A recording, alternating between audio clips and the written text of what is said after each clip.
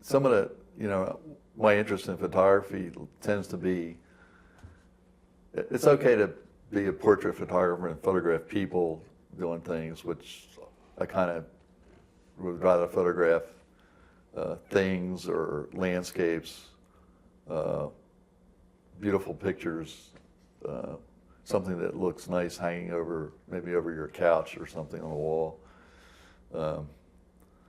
And my interest right now, not too far from here, is the Middle Creek Wildlife Refuge. And I've been there a number of times photographing the snow geese in the middle of the winter with a lake that has, or a really large pond that has like 20,000 geese on it all at once. Yeah, and a whole crowd of people, and they're waiting, taking pictures, and they're waiting for them to, all of a sudden they all take off at once, yeah. And it's kind of fun to watch. And it's usually in the early spring, late winter, early spring is the perfect time for that. And I'm planning on doing a documentary about that experience. And hopefully can be down there and interview people that come, and people come from all over the country to see this. It's not just local people. So I'm hoping to do, that's my next documentary project that I'm gearing up for. And it'll be fun to shoot outdoors in the wintertime, but there'll be some nice days where the weather's good. I think. Yeah. The sunshine will be brilliant. There's less water vapor in the air, so it should be really good. And if you Google Middle Creek Wildlife, you'll see there's a camera that's on the lake all the time. You can see the activity. There's eagles, ospreys, ducks, geese, all kinds of birds and stuff. It's kind of fun to go there and watch. Yeah. I'm familiar with the name. I've not visited, but Delaware is dotted with all these state parks from the DuPont. Right. Whenever they turned over land, instead of dividing it 8 ways, they would say, you'll get the money and the land goes to the state to become a park. So, but we don't have dramatically big lakes in Delaware. A few downstate, but they're more like swampy, boggish kind of things. They do have a lot of birds, but what else we're going to talk? You have, besides the Covered Bridge book, you've got some other books that you've done. And I want to make sure that people know. Another book is just pictures of my posters. I'll just open it up somewhere and see what we got. Okay. Yeah. There's a poster of my brother. So we're golfers, and that's my daughter. You can see that. My daughter created this image when she was a senior in high school as an art project, and that's her. And the picture is it's made up of little squares of paper with different colors on it that she cut out and pasted up on I forget what that's called. A lot of time, a lot of creativity. And then,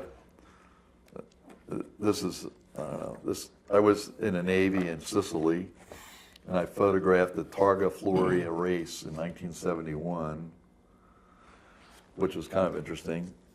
And I did put it's on my photo site. There's 4 of them, and a 35 millimeter Ektachrome slide film. And I still had the film, and I made these posters. And there's somebody from Italy that bought the posters. Yeah, oh, that's cool. And other pictures of my sunflower, which I have hanging here in my house. I did that picture when Ukraine was attacked, and everybody was, the sunflower was a symbol of Ukraine. So I created that picture, and I have one that just says Ukraine underneath instead of sunflower. Yeah. But recently, I've had 2 or 3 occasions to revisit my high school. Excuse me. So the events are not really what I wanted to just suggest here is, I have a friend that wrote a book. He's written, this is his third book. So he wrote the book, I think I mentioned, on Billy Hindman. Oh, Billy Hindman. Billy yeah, Hindman, yeah. who's, you know, That's- local. Yeah, like I caddied. Right. Yeah, So I'm I a mentioned golfer, this book yeah. to him, and Yeah. I said, I got to get a copy of this. Well, you can take it with you. Well, this no, I'll time, get yeah. one from Amazon or whatever, so you make some money. Yeah. But his name's John Riley. He was the captain of our high school's golf team, and then the captain of the University of Delaware's golf team. I've seen Hyman play golf. Oh yeah, yeah. I've caddied in a group where he was I think playing. you when I mentioned it to you, I think you said Jay Siegel, who Jay was also Siegel is very another good. one. Yeah, yeah. But Hyman was that. He was. I wouldn't call him a grinder. He was much better than a grinder, but he was elegant. always just out there working. You know. Elegant Yeah. swing and everything. Yeah, really a good. So Played anyway, at North Hills. Yeah. John Riley, I will get you a book and get John to sign it for you. That, but I'd like to see that, I'll yeah. probably have another selfish bridge for me besides everything that surrounds Newman. Right. I became aware. I was just at our Hall of Fame dinner. They inducted 5 new people, but we're just under 20,000 graduates, and 70% of them live within a 150-mile radius. Oh, that's real close. Yeah. Yeah, so I think with the intent of that school, it's all boys, but it's understand the world, Right, get sure, yourself sure, sure. squared away, so Yeah. college is easy. Yeah. And I think having you there as well, similar to Newman, to say, here's some of the Powdermen, here's some of Young's stories, here's some posters and photographs and all, and I'm doing this on film, so it's recorded. Right, You have- okay, You have sure. the evidence that I would like to get you there. Yeah. Okay. I can do Yeah. that. Sure. Sunday I was just there to see my great niece. She had the lead This is in the play. your alma mater. Alma mater, yeah, Salesianum in Wilmington. Yeah. Yeah. Okay. So she had the lead in the play, and it was the Odyssey, which we all had to study in Oh God. high school. Latin. I've had it. Yep. Yeah, high I school was studied the Iliad it. and the Yes. Odyssey. The Odyssey. The Iliad and the Odyssey. Yeah, yeah. Right. So she had the lead, and I complimented her at that. I've got a T-shirt that's got the Odyssey logo on the front. I made her sign it. I brought my Sharpie and said, "Sign my back." That's great. Yeah, That's she's great, only a yeah. sophomore yet. Yeah. That's cool. But she goes to, there's 2 companion girls' schools down there. But anyway, what stays in there out is kind of for you. But I want to make sure that we talk about everything that you've been doing, and that I hope to do. Either hire you to do, or at least just pick your brain and Yeah, sure. make me better. Yeah. Sure. Absolutely. So Yeah. I think filming another parade would be outstanding, Yeah, because that's do changing. that. And we have a dance festival in August, and it's, if I were to spell it for you, you would go like, I don't understand, but it's spelled, or it sounds like fish, like fish with an E, short E. And we had 800 competitors in 2 days. Wow. Filled all the hotels, and so it was lots of music, I lots of bet. dancing. That's cool. Yeah. Yeah. so- Interesting. Yeah, after about 30 minutes of listening to the dance music, like river dance, you got to get outside and get a beer or something. Oh, I bet. Yeah. Yeah. It runs 9 hours or 10 hours each day. It's all Irish dancing. It is. Wow. That's Yeah, cool. these I like to competitors watch are that. like, the little kids are the most. We went to Ireland a couple of years ago, and we were in Dublin, and I still have the video on my cell phone, and the girl was dancing by herself out in front of this tavern. It's really nice.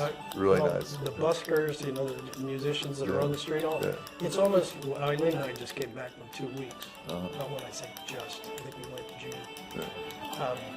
And every single restaurant, every single bar, and whether it was quiet while people were having dinner, or you get to the 7:30, 8 o'clock hour, and it's like, okay, finish up your meal, we got real music. Yeah. My wife's, one of her goals is we'd like to do, I don't know, maybe next year, is rent a VRBO house in Ireland for like a month and go there, and then invite all our friends that anytime you want to come, just come and visit for a week, We've few talked days. similar. We haven't pulled the trigger on that, but But whenever I go, it's like a family reunion, so I get caught in one area too long. I don't really have family there, but my grandmother and my dad's mother her background is Irish. Yeah. Yeah. And, well, it's certainly a warm and welcoming land. Very easy to travel. Yeah. Yeah. We traveled we saw the whole island. Yeah. Yeah, me too. Yeah.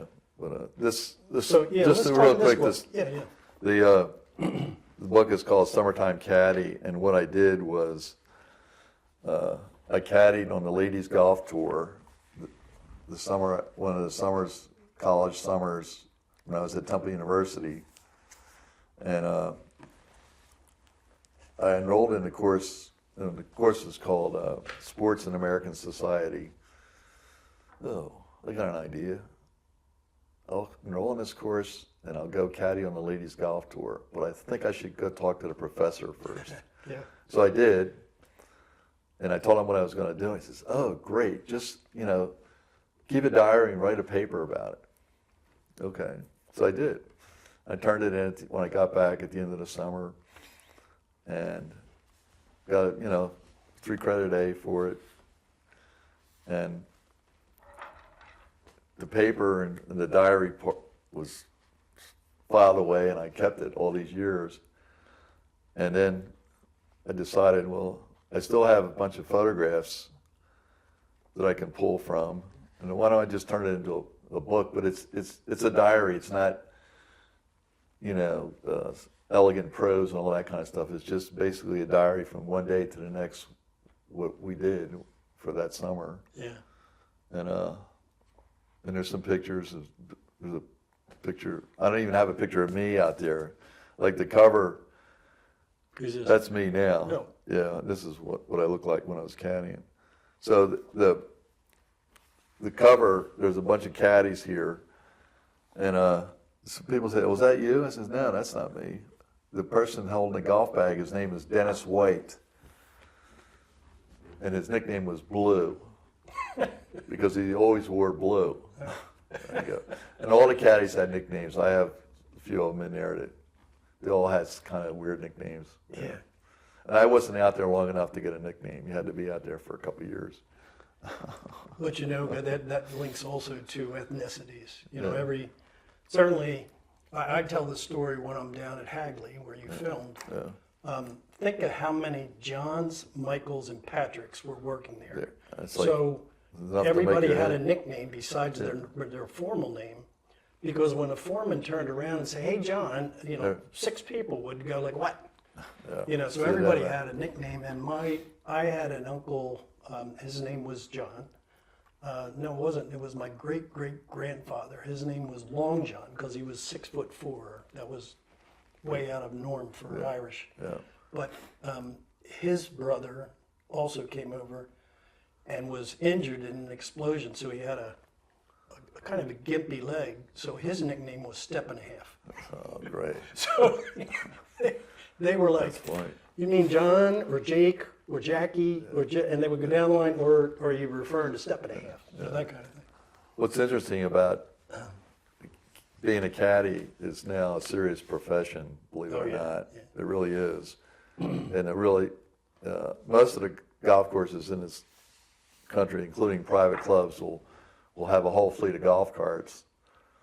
But there are some clubs, the private ones like Pine Valley, Seminole in Florida, and others are up in Massachusetts and around the country will have caddies, and they make a lot of money caddying.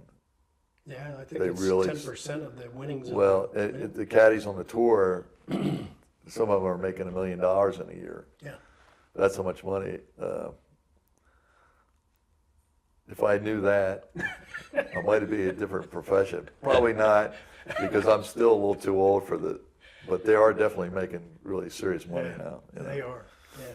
But it's a vagabond lifestyle. You're always on the road, so it's not conducive to a good family life. No.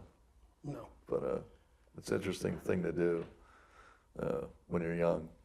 Yeah, I'd have liked to have done that myself. Yeah. Yeah. So, I did. By the way, I did play golf this past week. I shot 78. Wow.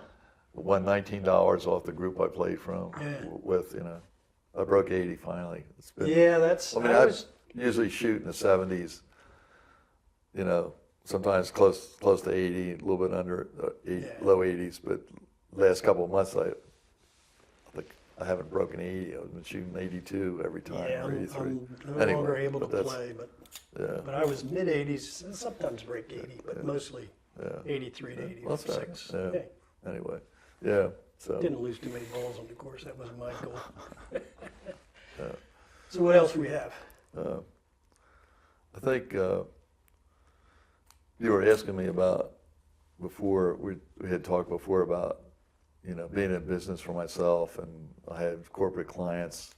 I did shows, corporate sales meetings around the country, and I had a couple of really big corporate clients. And one of the questions you had asked me about was, what did you learn being in business for yourself? Yes. What kind of What do you know now Yeah. that you wish you knew when you were Yeah. just coming out of Temple? Well, one of the things that I did learn along the way, and I said this before, if you're on time, you're late. So you got to be on time. You got to be there early to be on time. 10 minutes early, maybe, or 15 minutes early. Yeah. Most people know that now these days. Well, But the thing about yeah. being in a production business with cameras and computers and technology, it's a real bear to keep up with it. It and is. it gets kind of expensive. There was a time when shooting with these big broadcast cameras is what the clients wanted, and a camera cost $30,000. And I would have cameras like that, but I always buy them used, so I paid less for them. And it's so hard. It's a real bear to keep up with. The computers came out and the software gets updated, and you got to spend money every time you look around for the next thing. There's more money you got to put out. So you have to be real careful how you invest in the technology.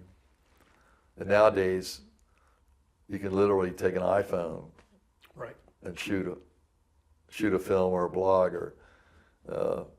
and the kind of cameras that we have now, which cost, you can buy a nice camera for $2,000, give or take, maybe a little bit more, a little less, and you can shoot a Netflix movie with it. I Yeah. mean, that's the quality that you get. Yeah. And the editing can be done on a computer in a corner room of your house. You don't need this huge facility, Yeah. But Hollywood still does it that way. Because they have to support all the people that are out there, But anyway. Well, but- the audience is probably familiar with the term B-roll. Yeah. So the interesting thing is, for someone like me, like if we do this interview, there's should be and could be supporting B-roll. Yeah. Well, I haven't yet filled any. I don't have any hard drives filled with B-roll yet. So Okay. most of the There stuff you go. I'm filming is future B-roll stuff that I Yeah. can pull on. Yeah. Oh, yeah, okay. Well, you'll see this edit, and you'll see pictures of some of the things we're talking about. And, That's a question I have, and then you Yeah. cut this out. Do you have another camera that looks down on, like if you wanted to get this? yeah, you could have a second camera, like a camera over here, and I could Right. go like that. Then you need a camera operator for it. No. Then it becomes a little bit more, just holding it up and then putting the actual graphic up Yeah. is the easiest way to do it, I'm taking the Yeah. inexpensive route in Yeah, because sure. I don't need anything masterful. I just want to have the stories come out Yeah, sure. and then have other folks go, like I saw your interview with Dave. I have a different experience, whether they're I don't know many people that have been through a Holocaust experience right. like your mother. Yeah. But Newcastle, Philadelphia was the major point of entry. But a lot of people got off at Newcastle, Delaware because they didn't strictly test for cholera. Right. And the entry fee was like $3 and in Philadelphia was $15. Yeah, so they save a little money. Yeah, I hear you. Yeah. That's interesting. So one of my targets is Michael Connolly is the current sitting historian for the city of Newcastle, which is an old William Penn landed at Newcastle. Right. Okay. Yeah. Yeah. Cool. What else we have? Anything? Let me look through my. I think we got that last part, which is discussions recent photo shoot. We did that. Yeah. Yeah. As far as my photography, like driving around here, I found a really nice location for a sunset, and I wanted to have silos in the foreground. Yeah. And I was able to capture that, but it took probably close to 3 weeks because the corn was still high and hadn't been cut down yet, and the sun had to be right in the right spot, and it had to be a clear night. And those kind of things I was able to overcome, and I created this really nice picture, and it was kind of fun to do. And then driving around here, there's 4 or 5, give or take. You drive by and you see this old rusted truck sitting there, and it's there because it's an old garage that does work on cars, and the truck's sitting there with a sign on it. And then another place that just has an old rusted truck sitting in front. And so I went around and I photographed these rusted trucks and made a poster out of it. Yeah. I thought it was kind of a neat thing to do, And I was down, and we haven't been there lately, but we would go to West Virginia, and my wife and I, and the town we were in, there was a big motorcycle ride in or whatever they call weekend it. motorcycle thing, and there was motorcycles up and down the streets, and so I photographed a bunch of them, Harleys and whatever, and some of the guys that are with their motorcycles, and I created a poster for it. Yeah. And I gave Shepherdstown is the name of the town we were in. Shepherdstown. Yeah.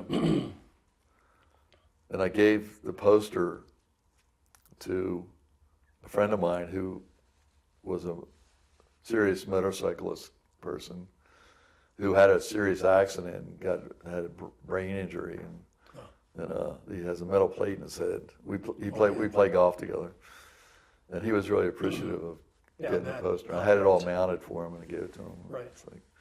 So that's one of the things I do with my pictures. I'll give somebody a photograph. And that's it's like I think a that's gift a right. kind of thing. I mean, Yeah. you want to be selective, I understand, but there's like you made me think of the Ocean City ride in. It's a week in Ocean City, Maryland, where all the motorcycles are. It's more annoyance than anything else. Yeah. But to film it, photograph it, and then use that seems like an opportunity. But you may have done that. So I don't know. What's funny, it wasn't Shepherdstown, it's the next town over, and I forget the name of the town right now. And I was thinking, well, we'll go down there again next year, and I'll take a couple copies of it with me. And well, the year I was there was the last year they did it. They stopped doing it. Well, So, anyway. maybe they all moved to Ocean City. I don't I'm know. telling you, there's I don't know. thousands and thousands of bikes down there. Yeah. They pass through Rehoboth Dewey. That's how I know where they're headed. So, Yeah. I was looking through some of my notes when we were filming the first segment, and you've basically done a good job of answering all those earlier ones, like what do you do now for a hobby? We talked about your golf, your prior caddying experience. Tell me and the audience, where can we find you on social media and your websites? How do we link into your books and posters and things like that? Well, I'm on Facebook, and it's just Dave Speace, and my website is dzpvideo.com, and there's a number of pages on there, and there's one that has links to all the documentaries I've done, and my book page is Amazon.com, and I type in the title of the book, Summertime Caddy, The Caddy's Diary, and Janka Festinger's Moments of Happiness, and you'll find the books. The photo books are on Blurb, Blurb. BLURB. Posters by Dave and the covered bridges of Lancaster County. And you can find those books there, so. Kidding. Yeah, and the posters by Dave, I'll probably be updating it, and I've got some more posters to add to it. So, Nice. anyway, Yeah. yeah. Well, I want to thank you so much for doing this. I think that this is one of my more enjoyable things I've done in a long time. Oh, great. You know, yeah. Well, you know, I'm always a curious person, but I'm a pretty good student. So I mentioned to you, watching you take photographs, in my mind, I was going like, well, that's a good angle. I wonder if I would have found that angle. And the answer is probably not, but in the future, hopefully so. And then,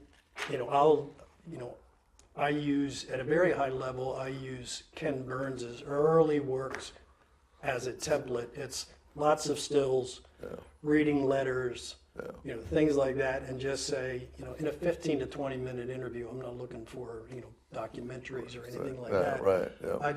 I've got a whole list of people. John Riley would be one. My best friend Kevin Riley played for the Eagles and lost his arm. Ooh. Long story there, but what I don't want to do is everybody knows that story in Delaware. I want to tell me more about your dad. What did he do? What did he teach you? And tell me about your coaches, because. Well, let's just. You said, how did my dad and my mother meet? And I don't know if I told that exactly, real quickly. I don't think we got that no. My mother worked in a Red Cross canteen in southern Germany. And my dad and some of his buddies, they would go in there for coffee and donuts and stuff for the GIs. Yeah. They were making donuts. And that's where they met. Wow. And then Was within... it love at first sight? Pretty much within a month or two, they got married there, and my dad's marriage to my mom was the first marriage after World War II that the Army sanctioned. And it was, they gave him permission, and they threw the party for him and everything. Wow, Yeah, that's great. yeah. So, and then my dad shipped back to the country, back home, and then about 3 months later, my mother came. So Knowing where he was. yeah, she came over. They didn't come back over together. He was with his unit. Sure. But then it took they about 3 or 4 months for her to finally arrive. Yeah.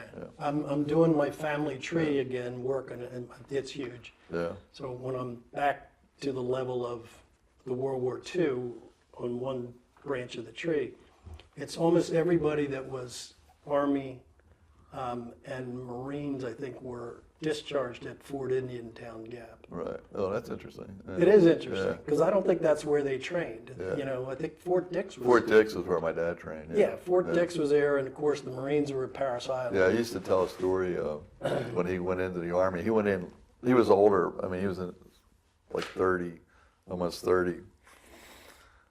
He went in at the end of 43 or 44, 43. And they went into Philly and they were put on a train to go out to Fort Dix, right? Yeah. And he's in the train, and the house that he lived in at the time was in just outside of Beverly. And the train went by their house, and he could look. The family was at the dinner table having dinner. Oh yeah. Yeah. Yeah. Yeah, Edgewater Park is the name of the town. Oh sure. And he's in the train. He said he looked as he went by, and the lights are on, and his parents are sitting around it. His sisters and brother and sister were sitting around the table. Yeah. Very nice. So. Well, again, I want to thank you very much. This has been very informative, certainly enjoyable, and we'll do it again. We'll one step at a time. Okay. We'll get to the next spot. Okay. But I did mention that I would like to somehow get the seeds in front of the group at Newman University in Eston, and certainly Salesianum in Wilmington would be. I think it would be really well received by the students. Yeah. Sometimes the owners, like Eric Bogat is the guy that is the art director. You know, so showing a film, he would be like, I didn't have anything to do with it. You know, Yeah, right. Yeah, I understand. Yeah. cut that out. Yeah. Okay. Anyway, Yeah. well, thanks for having me, and it's been a nice experience for me. So, Good. Yeah. Well, like I say, this is, I mean, hopefully you find interest in what I'm trying to accomplish, and I certainly find interest in what you do. So, and I may ask you, I'm gonna borrow that. Actually, I'm gonna take it. have you sign it.